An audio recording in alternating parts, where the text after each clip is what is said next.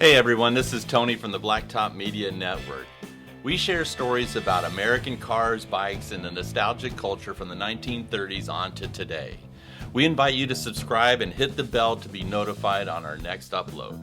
Today, Billy and I are digging deep into the floor of our 56 Fairlane Club Sedan called Riff-Raff.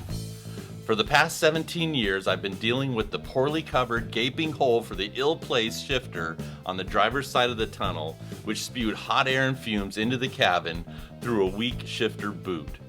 Today, that ends. We are removing the old shifter and adding a new B&M black chrome Quicksilver shifter, the suppressor mat from Thermo-Tec, and a brand new auto custom carpet kit.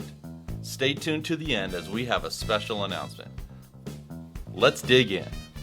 Billy and I removed the seat and carpet. The padding was lightly glued to the floor. We took a wire brush and removed all excess padding. Wow, there were holes all over the floor. Not from rust or wear, but actual cut holes. Many looked like to be factory without any plugs. The hole for the shifter had this weak tin plate placed over it that had a gazillion little screw holes in it. This is where the main source of heat and fumes came into the cabin. Since we thought welding would be involved, we took it over to Canberra's Speed Shop, where Ron had his ace fabricator, Rick Kirsch, fill the big holes and make a bracket for the shifter relocation. I wanted the shifter on the top of the tunnel, but we found that the C6 trans is right under the floor. I mean right there. There's probably 1/8 of an inch of space, so we couldn't get the cable to go there. So we decided that just left of center, and it worked out really well. Per the installation instructions, you're to cut a 1.5 inch hole 3 inches forward of the front shifter mounting point on the floor for the cable to route down to the transmission. Since we're replacing the old Quicksilver with a new one, we decided to keep the original cable in place and not have to get under the car and replace the cable and linkage. Back to the floor issues. The holes were covered with galvanized steel and screwed into place.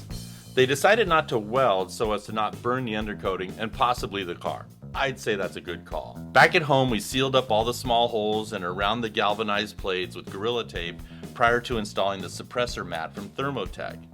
The suppressor mat is both a sound and heat barrier and super easy to install. See more about the suppressor installation at this video here.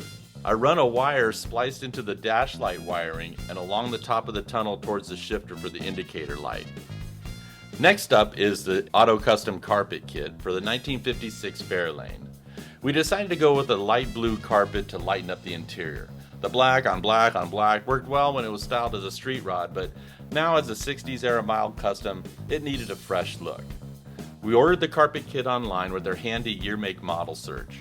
We chose the standard loop carpet over the custom pile or Essex styles. We chose the bright blue color with standard backing and padding. They offer mass backing, which has an added 45mm layer of heat and sound barrier, which we don't need because we have the suppressor mat. ACC gives the direction to pull the carpet from the box and lay it flat for a few hours. In the meantime, we took the padding and test fit it all and measure where to cut for our floor shifter installation.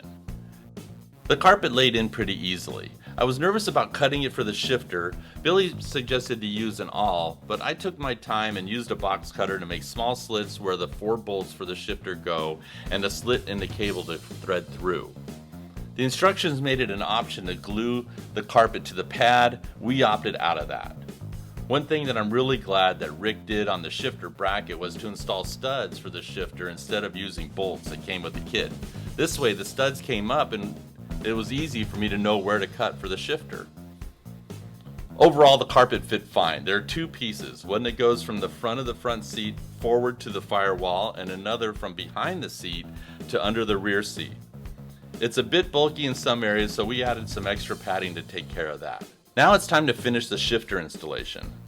I bolt in the shifter mechanism and wire up the indicator light and ground it with a bare metal base bolt and nut. Test it and it works great. Next, I measure from the top mounting holes to the top of the plastic bezel box in the front and back. From there, I used a contour tool to get the contour of the floor and bring it up to the right level of the previous measurement. Using a pair of snips, I cut slices up to the line I mark in the box and then trim it out. A bit rough, so I took it to my trusty wire wheel on the bench grinder and smoothed out all the edges. A couple more small adjustments and it fit in perfectly. So much better than the shifter arm poking through the carpet. Now it's time to install the seats, door sills, and kick panels. They go in without a hitch and we're good to go. Whew, what a difference in ride. Super quiet, no more heat and fumes coming up, and just an absolute joy.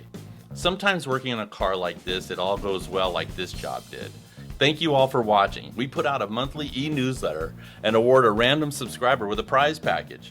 Be sure to subscribe to our e-newsletter on our website at blacktopmagazine.com and get in the running. Take care. Hi, I'm Christy Motes. Thanks for watching Blacktop TV.